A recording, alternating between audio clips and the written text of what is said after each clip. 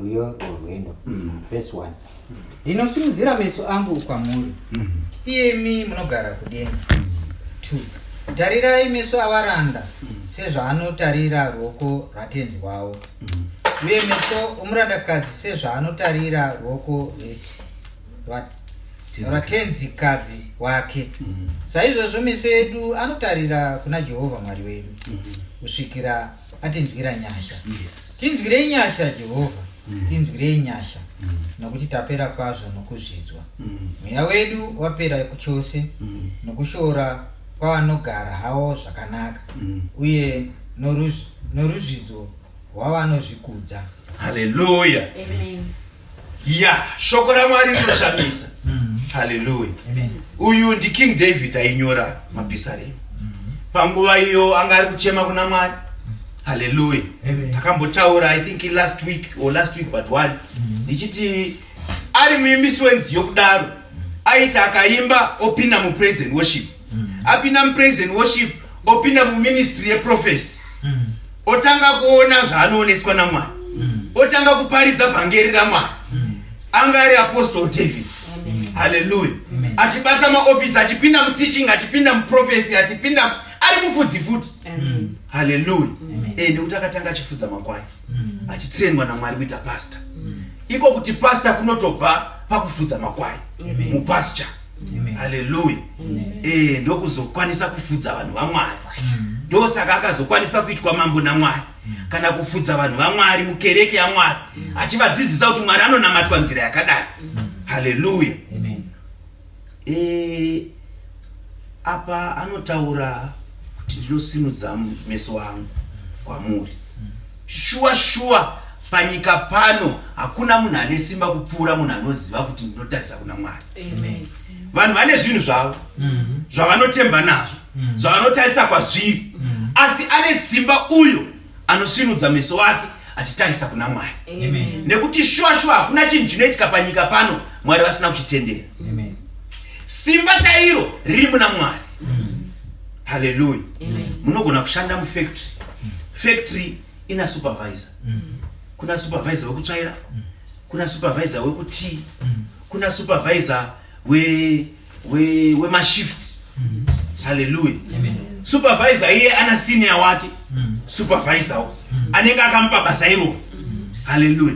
Kana iye akamudza kuti shamwari, apa ndo paunogumira, ndo paanogumira. Iyeyo wacho ane wakewo manager. Haleluya. Manager iye anogona kumudzinga basa. Anogona kumudza kuti aiwa, iwewe basa rako ndiri kutarisa ma-clocking cards. Anogona kumudza futi kuti aiwa ma-clocking cards chiregera kutarisa. Anogona kumuchinja futi shift kuti wakupinda makuseni, kana kumuti wakupinda manheru. Haleluya. But iyewo wacho ana general manager anomudza kuti waimbo manager factory nevanhu 5,000 but basa rapera, kana kuti you are suspended. Anoita zvinhu zvake nesimba kune masupervisor nevari pasi pemasupervisor. Haleluya. But kana general manager vasvika, anokanganwa simba rake. Kana aimbofamba nestep yaanofamba nayo, anotochinja step, nekuti kwasvika vakuru kwaari. Haleluya. General manager ana director, operations director. Haleluya. General manager anofamba akaisa maoko muhomwe pakambani, but operations director akasvika haise maoko pamuhomwe. Haleluya. Iye operations director kuna managing director kana CEO anozotaura kuti ndepangu panapa,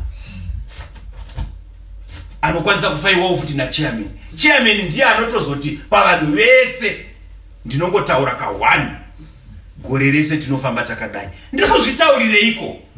Ndiri kutaura zvinhu zvemumweya. Haleluya.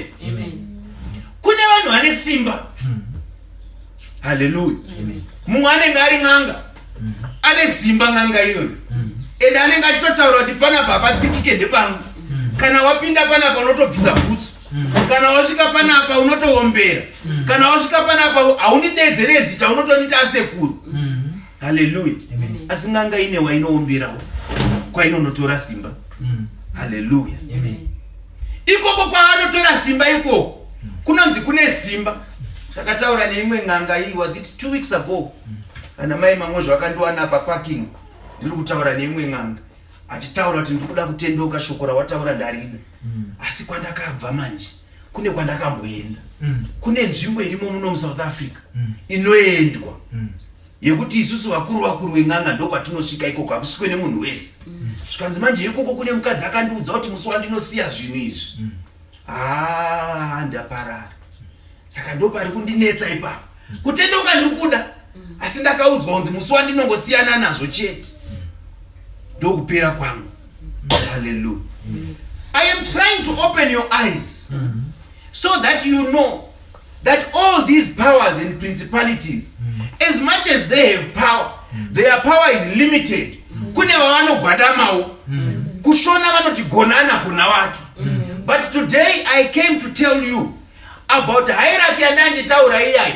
Kuna azori pamusoro pevese. Because nazotaura kuti kuna chairman. Chairman ndiye anongotaura gore rino budget toda kuti profit yedu ite 500 million. Anything less, CEO is fired. Atopedza chairman aini. CEO ndiye anozoona kuti oita sei kuti basa ridi kana kuti ari MD ozodza madirector kuti zodai so madirector achinoudzawo mamanager achinoudza masupervisor zvichidaro. Ko zvauri kutaura zvinopinda papiko pashoko raMwari. Zvinopinda pakuti vanhu vane mweya yakaipa vanogona kuita zvavanoita, vanogona kubhururuka muchadenga, vanogona kupinda mumba memunhu musina kukinurwa dhoo, vanogona kuita zvavanoda vachiti vane simba, vanogona kuti uyu haapindi basa, vanogona kuti uyu haafi akashanda, vanogona kuti uyu haafi akabata chinobatika, vanogona kuti chii, but it's limited. And they are not the overall authority. Wandauya kuzoparidza nhasi ndiye overall authority wekuti kana ivo vanoti vane simba vacho, kana kwavanotora simba kwacho vakaudzwa unzi don't cross this line, they don't cross. Ndiye wandauya kuzoparidza mumba muno. From today onwards kutya hakufaniri kuvapo nekuti nhasi taintroducer iye wekuti musi wakanzi let there be light, chiedza chakapenya nanhasi chiedza chiripo. Hatisati chadominate, hatisati tambonzwa zuva rekunzi nyika yese yangomuka kuine rima wedu wei, chiedza chiri kushaika. KuEngland vari kuti kuUK hakuna, Cape Town vari kuti wokunoko hakuna, Japan vari kuti kwakangodzima, America hakuna. The light is dominating till today. Ndiye Jesu Kristu wandauya kuzoparidza. Nhasi we are announcing the arrival of Jesus Christ in this house. We are announcing the arrival of the Holy Spirit.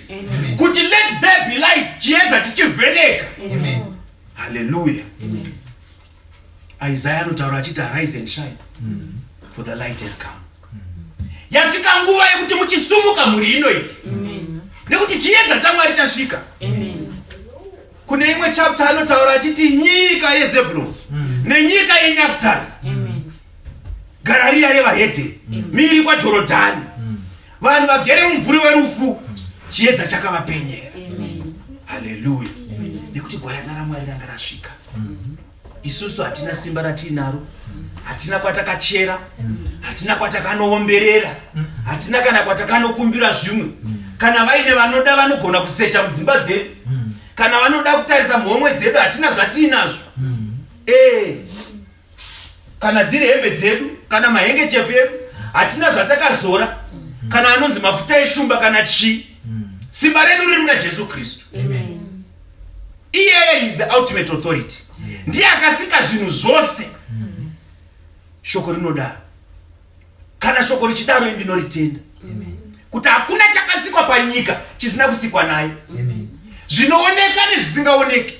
Saka nyangwe iwo madhimoni akasikwa naye Ishe Jesu Kristu. They are subject to him.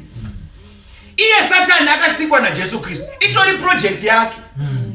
Yekuda kutomboona kuti ndikadai zvinoita sei. Rega ndimbosika wandinoti Satani, ndimbomutendera kuti adai so. Hallelujah. Hakuna anomubvunza kuti wakazviitire. Hallelujah. Kana ukatanga kubika sadza rako, hapana pari chakutarisa riboti ko undikwatisire. Hallelujah.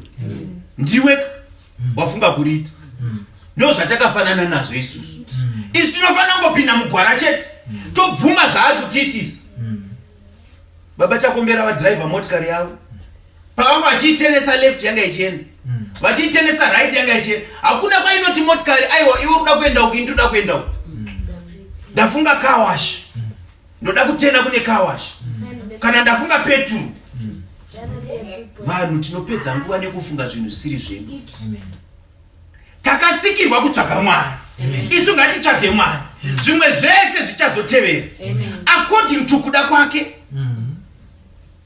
Iro basa racho kana akada kutipa tinoriwana, akasada kutipa futi zvakaringana, because iye anotarisa upenyu. Sekutarisa kwandakaita bhaibheri iyi, ndikuona kwarinotangira, ndikuona kwarinogumira at one glance.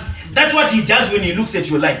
He sees the beginning of life, he sees the end of life in one glance, and he makes a decision based on that. Kana vachiti ndakupa zvakaringana, vanenge vatoona kudhara kuti zvakanaka. Hallelujah. Saka hanzi anotarisa kudenga kwaari. Hallelujah. Tarisai sezvinoita varanda vachiratarisa ruoko rwavatenzi vavo. Semuranda wavo ndinotarisa hangu ruoko rwavo kuti tenzi wangu chindiitirai zvakati, tenzi wangu hamungaitiwo chakati here. Ko ndiri muranda handidhimande kuti itai ichi, indinototi tenzi ndiitirei, kana vatendera vakabvuma voita. Hallelujah. Semeso omurandakadzi. Hallelujah. Ndakamboparidza ndikadzidzisa nyaya yaKristu nekereke, kuti kereke mudzimai. Apa David anga ari kutotsanangura kuti isusu sekereke yaMwari tiri mudzimai waJesu. Saka tinofanira kutarisa kwaari sekutarisa kunoita mudzimai achitarisa kumurume wake. Hallelujah. Hanzi uye meso omurandakadzi sezvaanotarisa ruoko rwatenzikadzi wake, saizvozvo meso wedu anotarira kuna Jehovha Mwari wedu. Hallelujah. Kusvikira atinzwira nyasha. Hallelujah. Kusvikira atinzwira nyasha. Tinofanira kunzwisisa kuti kune chinonzi nyasha, kune kusvika kwenyasha. Kana zvichinzi kune kusvika kwenyasha, dzimwe nguva nyasha dzine zisati dzasvika, dzimwe nguva nyasha unenge usati wadzinzwirwa. Asi kana wadzinzwira nyasha dzasvika, hakuchisina chichakukanganisa. Saka isi tinochema kwaari kusvikira atinzwira nyasha. Hallelujah. Tinzwirei nyasha Jehovha, tinzwirei nyasha, nekuti tapera kwazvo nekuzvidzwa. Mweya wedu wapera chose nekushora kwavanogarawo zvakanaka uye noruzvidzo rwavanozvidzuka. Hanzi kune varipo vanosvora vachitarisa so voti uyu aneiko uyu, this one will never amount to anything. Uyu mamboona zvaanofamba nazve, bhutsu yake makamboitarisa, mota yake makamboiona, imba yake makamboiona, makamboona hembe dzaanopfeka, vanazvo havo. Hallelujah. Tagotaura tikati vanhu vane zvinhu zvavo, vamwe vane midzi yavo yavanotemba nayo, vamwe vane machira avo avanotemba nawo, vamwe vane mishonga yavanotemba nayo, hari, ngoma, zvakasiyana siyana.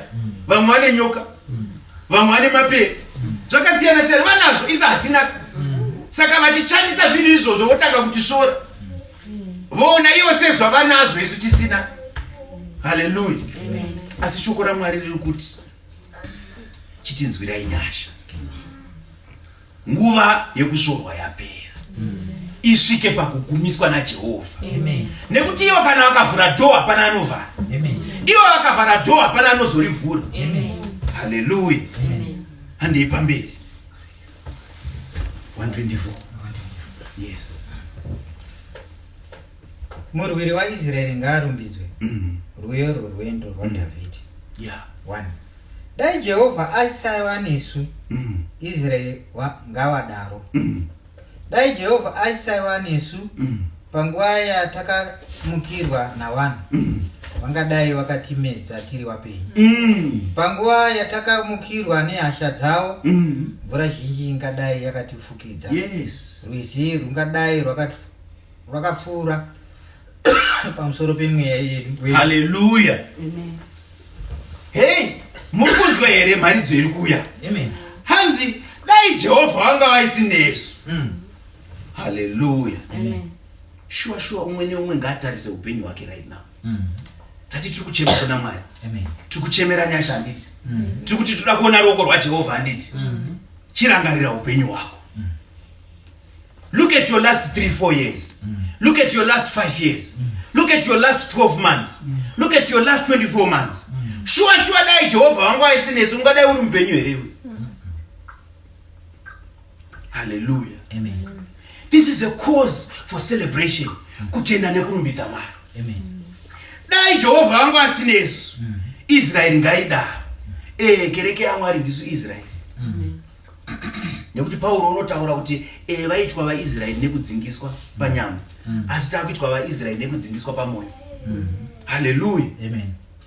Dai Jehovha aisava nesu panguva yatakamukirwa navanhu. Munoiziva nguva yakati takamukirwa. Yakava nguva yakareba tamukirwa. Hallelujah. Dai Jehovha vaisava nesu, tingadai tisina kuyambuka ipapo. Hallelujah. Vangadai vakatimedza tiri vapenyu. Ashua taimedzwa tiri vapenyu. Kumedzwa uri mupenyu. Unofa before your time. Munoziva kuti kune vamwe vanhu vanofa before their time. Dai Jehovha wanga vasina Yesu, vamwe tingadai takaenda kare. Vamwe takapikirwa kuti tiri kuiwa ndikura iwewe. Tingadai takaenda kare. Hallelujah. But kuratidza kuti Jehovha vane Yesu. Kuratidza kuti Jehovha vane Yesu. Tichiri vapenyu tichiripo. Vangadai vakatimedza tiri vapenyu panguva yatakamukirwa nehasha dzavo. Wakaipa ane hasha, vakatimukira nehasha dzavo, asi tiri vapenyu. Hallelujah. Mvura zhinji ingadai yakatifukidza. Rwizi rungadai rwakapfuura napamusoro pomweya yedu. Hallelujah. Kwanti vanonotora simba ravo kumvura. Ingadai yakatifukidza mvura yavo. Tingadai takaparadzwa kare. Asi nekuti Jehovha wanesu. Wandangotaura ndichiti hierarchy. Nosaka ndatanga kutaura nezvehierarchy. Kuti ungadai na supervisor. Asi supervisor kana mukuru wake achitaura kuti haumudzinge basa. Haumudzinge basa. Supervisor anofana kuenda kuna HR manager. Unoti ndira kudzinga kamufanana. But kuti akadzinga nokadzinga sei? HR manager anobva kuti what is the reason? Obvanzani ngokafarira. HR manager but sorry. That is not enough. Hallelujah. Sezvakaitwa pana Job. Diabolos akaenda kuna Mwari. Akafunga kuti aipedza nyaya yacho. Mwari obva ataura kuti no, it's not enough. Nekuti anotarirwa mugano. Hallelujah. And ipa verse 5. Mvura zhinji inozvikudza. Ingadai yakapfuura napamusoro pomweya yedu.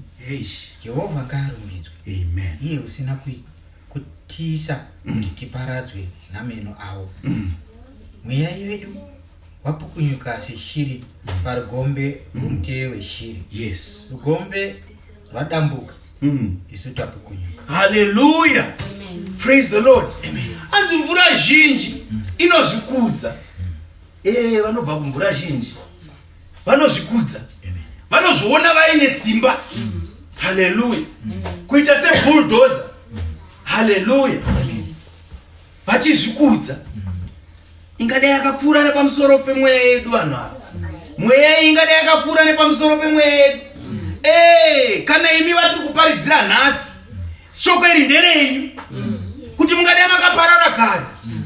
But iruoko rwaJehovha ruri kudzivira. Hallelujah. Hanzi Jehovha ngaarumbidzwe. Iye usina kutiitisa kuti tiparadzwe nameno avo. Mweya yedu wakapukunyuka seshiri parugombwe rwomuteye weshiri. Rugombwe rwadambuka, isu tapunyuka. Yes, I stand under the authority of the blood of Jesus right now when I speak. Amen. I stand under the authority of the Holy Spirit. And I declare kudamburwa kwerugombe. Amen. Hallelujah. Amen. Muteyi weshiri kana akateya tinodambura waya yacho. Amen. In the name of Jesus. Amen. Hallelujah. Amen. Kushamisa kunoita Jehovah. Vakataura vakati ndinenge ndatendera zvangu. Amen. Mukaona munhu achiroiwa. Jehovah vanenge vatotendera. Amen. Kana vasina kutendera hazviiti. Muroyi angazvirove dundu akafunga kuti ane simba. Anenge angopinda muplani yaMwari chete. Amen. Takamboparidza rimwe zuva ndikati isusu kumusha kwaikamwa mukaka. Mukaka ukakamwa munoziva kuti lacto fresh milk. Hallelujah. Amen. Kune kuora kune kukora zvakasiyana. Amen. Kuora nekukora kwakasiyana. Asi kana uchiona mukaka uchikoreswa unofunga kuti uri kuora. Hallelujah. Amen. Master farmer anozviziva hake kuti fresh milk iyi ndoda kuti iite lacto. Anoignore first day. Oignore second day. Oignore third day. Vasingaziva vanoti mukaka wakuora uyu. But it's a controlled situation. Ari kuziva hake kuti nezuva rakati ndichaenda ndonotora mukaka ndorasa muchuvi. Hallelujah. Ndo zvinoita Mwari wedu. Mamwe masituation anotendera hake but anenge achitoziva kuti apa at that minute ndo pandichazopindira. Ndichambosiya hangu imboita lacto. Hallelujah. Nekuti tinofanira fresh milk stereki. But lacto tinomboidawo futi dzimwe nguva. Ndo zvinoita Mwari wedu. Anofanira fresh milk but anomboitawo nguva yekuda lacto. Saka anotendera hake for a short while. Kusaziva kufunga kuti Mwari vari kusiya mukaka uchiora. Mwari havangambosiye mukaka uchiora. Hallelujah. Ndikutaura zvemweya ipapa. Kuti vanopindira musituation. When the time is right, I the Lord will make it happen. Ndo zvavanotaura. Hanzi kubatsirwa kwedu kuri muzita raJehovha wakaita denga nepasi. Saka kubvira nhasi munhu ngaachiziva kuti handina kumwe kwandinotsvaga rubatsiro. Nyangwe zvikanetsa sei, nyangwe zvikaita hey, varoi nyangwe vakauya vari 24 vakamira, rubatsiro runobva kuna Jesu. Amen. Nyangwe vakauya nemishonga vakagadha mabere, nyangwe vakauya vakatenderera, nyangwe vakamira vakatarisa vari kwavari, rubatsiro runobva kuna Jesu. Because Jesu ndiye akasika denga nenyika. Kana akasika denga nenyika hakuna chinomuvhundutsa. He is never caught by surprise. Hallelujah. Amen. Handepa 125. Jehovha unopoteredza vanhu vake nokusingaperi. Yes. Rwendo rwendo is one. Vanovimba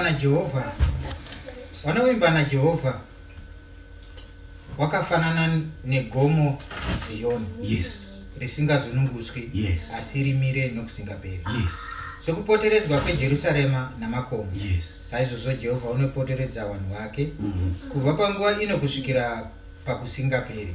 Yes. Nokuti tsvimbo yeushe yezvakaipa haingagari panhaka yavakarurama. Kuti vakarurama varege kutambanudzirwa maoko avo kune zvakaipa. Hallelujah. Saka Jerusalema hanzi pakagadzirwa Jerusalema rakagadzirwa in a way yekuti ukaendako ranga rakatenderedzwa nemakomo. Kudhara vanhu vaiti vakavaka guta vaizoisa rusvingo. Hallelujah.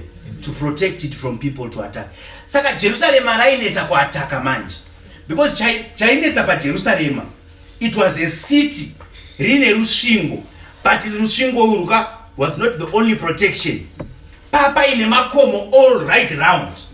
Zvokuti to attack maifunga kaviri katatu. Zvaitonzwisa nungo. Because munotanga makwira makomo aya, modzika makomo. By the time yamunosvika kumusoro kwegomo uko matoonekwa kudhara. Hakuna strategy yamaikwanisa kuita. Hallelujah. Ndo zviri kuedza kutaura David apa. Kuti isusu tinovimba naJesu takafanana neJerusarema. takakomberedzwa nemakomo. Kana vakatirongera zvavanotirongera, the Holy Spirit sees and shows us. Tinozviona zvichiri kure uko kuti ndo zvavaplana manje, ndo zvavakuda kuita nawo. By the time yavanozodzika goma vaneta, isi tinenge tatovaziva kudhara, tatoone plan nestrategy kudhara. Hallelujah. Saka Zioni hariparari nekuti Mwari vakariitira plan kudhara yekurikomberedza nemakomo. Hallelujah. Vanovimba naJehovha vakafanana negomo Zioni, risingazungunuswi asi rimire nekusingaperi. So kupoteredzwa kweJerusarema namakomo, saizvozvo Jehovha unopoteredza vanhu vake. Shua Jehovha unotipoteredza. Kana mchiti kunyeba, endai kuna Job. Munonzwa Satani achitochema kuna Mwari kuti makamutenderedza neruzhowa rwemoto. That is the fire of the Holy Spirit. Yandinogara nditi the fire of the Holy Spirit. The fire of the Holy Spirit. That fire of the Holy Spirit inotitenderedza. Ndosaka muchiona kazhinji vanouya vanomira uko at a distance. Because havakwanisa kupfuura pamoto iwo. Hallelujah. Saizvozvo Jehovha unotenderedza vanhu vake kubva panguva ino kusvikira pakusingaperi. So asizve kuti zvanezuro chete kana last year kusvikira Jesu achiuya takakomberedzwa. As long as uchinamata Mwari chete, as long as wakatendeka kwaari chete, as long as uri mutsvene wake, anokuprotect. Handepa verse 3. Nokuti tsvimbo yeushe yezvakaipa haingagari panhaka yavakarurama, kuti vakarurama varege kutambanudzirwa maoko avo kune zvakaipa. Yes. Hanzi nokuti tsvimbo yeushe yezvakaipa haingagari panhaka yavakarurama. Hazviite. Ndosaka muchiona kana isu vatsvene tiripo, vakaipa havana kugadzikana. Because tsvimbo yavo, because remember tsvimbo ndoine umambo kai, tsvimbo ndoine kutonga kai. Havachakwanise kuita zvavanoda kuita, havachakwanise kutonga nekuti vakarurama varipo. Hallelujah. Uzoshaya kuti ko ndiri kuvengerwei, ndo pane nyaya yacho ipapo. Hallelujah. Nekuti tsvimbo yeushe yezvakaipa haingagare panhaka yavakarurama, kuti vakarurama varegere kutambanudzira maoko avo kune zvakaipa. Panofanira kuva neseparation nekukurirwa kwavakaipa, kuitira kuti vakarurama vasatambanudzirwa maoko nevakaipa. Hallelujah. Uye kuti vakarurama vasabate zvakaipa. Handepa verse 4. Jehovha itirai wakanaka zvakanaka. Amen. Navane mwoyo yakarurama. Asi kana vari vanhu vanotsaukira kunzira dzavo dzakaminama, Jehovha uchavaparadza pamwe chete navaiti vezvakaipa. Israeri ngaave nerugare. Hallelujah. Amen. Jehovha ngavaitire vanhu vavo zvakanaka. Mwari dai varopafadza vanhu vavo, vavaitire zvakanaka. Navane mwoyo yakarurama, dai Mwari avaitira zvakanaka, dai Mwari avaropafadza. Hallelujah. Asi kana vari vanhu vanotsaukira kunzira dzavo dzakaminama, vachienda kun'anga havo, vachienda kumasvikiro, vachienda kunovhunzira, vachiendera kuumiti, kumakwenzi, vachiendera kungoma dzavo nekuhari dzavo, nekuzvisveta simba, nekuzvisveta ropa zvavo, Jehovha uchavaparadza pamwe chete nevaiti vezvakaipa. Israeri ngave nerugare.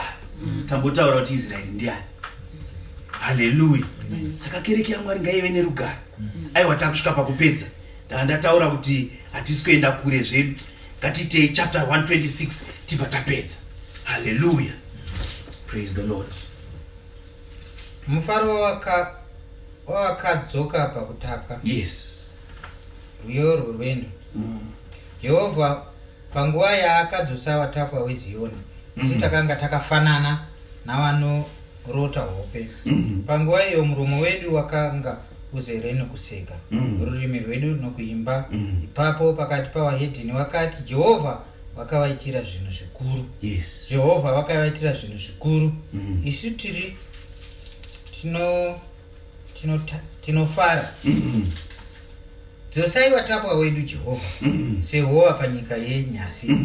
Vanodyara nemisodzi vachakohwa nomufaro. Yes. Unofamba famba achichema akatakura tsamwa yembeu.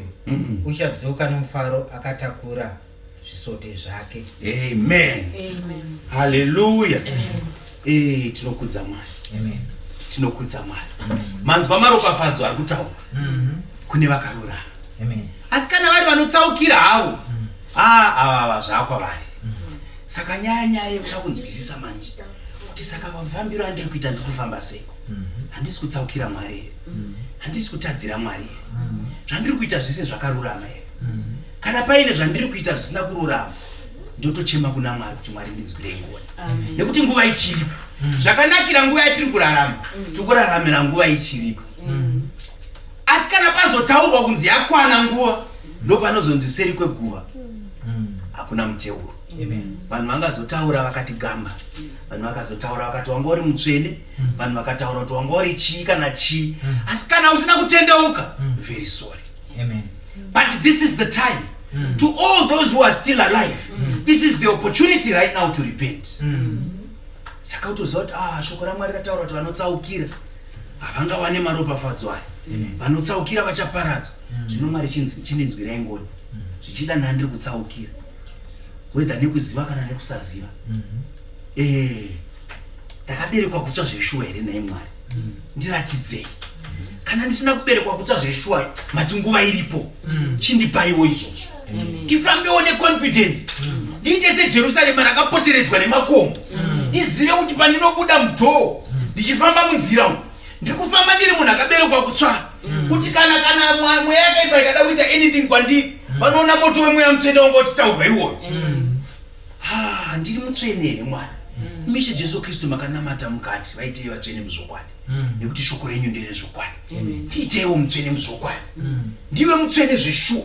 Ndiriwane murombeko rwemasimba emweya mutsvene zveshuwa-shuwa, kuti ndifambe nemasimba emweya mutsvene. Sezvataurwa kunzi vakaipa pavanenge vachindirongera, ndinenge ndichivaona. Sezvamakataura kuti mweya mutsvene wenyu unondinyevera, mweya mutsvene wenyu ugondirwira. Sezvamakaita Job kunditenderedza neruzhowa rwemoto. Haleluya. Ndo paunoona kuti kana vakada kuuya kwauri, vakada kukurwisa, vanenge vachiti tichamuuraya, but havakwanisi kukuuraya nekuti mweya mutsvene unokurwira. Secret havaizivi. Masatanist havanzwisise kuti sei vachitadza kuti kunda, nekuti ivo vanofunga kuti ndisi tiri kurwa isusu. Havazive kuti hatirwe isusu, tinorwirwa nemweya mutsvene waMwari. Ndosaka vachiti aiwa, regai timutaimira akakotsira. Maybe it's because he is alert. Tikamuira akamuka, tinomutadza. Ngatimumirire kuti akotsire. Tokotsira zvedu torara hope zvonzi akotsira regai tiende. Ivo havazive kuti hatisiri isu tinorwa. Mweya mutsvene waMwari unotirwira. Haleluya. Ndo zvinodiwa chete. Ndo pane secret yes. Hanzi Jehovha panguva yakadzoswa vatapwa veZioni, isi takanga takafanana nevanorota hope. Panguva iyo miromo yedu yakanga uzere nekuseka, norurimi rwedu nokuimba. Ipapo pakati pavahedheni vakati Jehovha vakatiitira zvinhu zvikuru. Sure Mwari vanokuitira something in your life kusvikira vahedheni vakuzopupura vega kuti uyu Mwari vanomuda, uyu Mwari vanomurwira uyu. N'anga nevaroi dzinofanira kusvika pakutaura kudaro. Ini mumwe akazouya kuzonditi ndakaudzwa kuti hanzi pane chiedza chiri pauri chekuti handikwanisi kusvika pauri. Ngazvisvike pakudaro kuti wakaipa vanopedzisira kutaura kuti uyu Mwari anaye uyu, hapana zvatinokwanisa kumira. Vaenda kun'anga vachida kuitira zvinhu, n'anga yavo inovatuka kuti iwe usandinetse mhaniwe, munhu waurikuda kuti tiitire zvinhu izvi haitirwe izvozvo. Ngavapedzisire vakurwisana ikoko vega. Haleluya. Jehovha wakaita zvinhu zvikuru, isu tinofara. Haleluya. Dzosai vatapwa vedu Jehovha. Tinofana kunyengetererawo kune avo vachiri pautapwa. Nekuti remember mission yedu ndiye kuti isu takadanirwa zvinhu zviviri. The first thing is to salvation. Kuti tiwane ruponeso rwaJesu Kristu. Tova takaberekwa kusva muzvokwadi, tive vatsvene muzvokwadi. Asi kana tazara neMweya Mutsvene waMwari, tapa stage 2. Stage 2 ndeyekuti kune vamwe vedu. Hallelujah. Ndo pakanzi naJesu Kristu, go ye therefore and make disciples out of all men. Vakaipa vanoti aiwa, kereke nemutungamiri ndiyega anokwanisa kuparidza, ndiyega anoita basa raMwari, imi minyararai chete. No, zvinopesana neshoko raMwari. Shoko raMwari rinoti kana wane Mweya Mutsvene waMwari, unofana kutanga kupupurawo shoko raMwari. Umwe neumwe achapupurirawo anopupurira. Ndo panonzi make disciples out of men. Sezvandakuita izvi, imi munoitawo vamwe, ivo vachanoitawo vamwe, ivo vanoitawo vamwe, ivo vachinoitawo vamwe, kusvika zvasvika kumagumo enyika. Vanodzora vazhinji pakururama vachapenya senyeredzi. Haleluya. Dzosai vatapwa vedu Jehovha sehova panyika yenyasi. Hanzi vanodzvara nemisodzi vachakohwa nemufaro. Unofamba achichema, akatakura tsama yembeu, uchadzoka nomufaro, akatakudza zvisoto zvake. Haleluya. Ishe varopafadze mashoko avo, tinoakudza Mwari.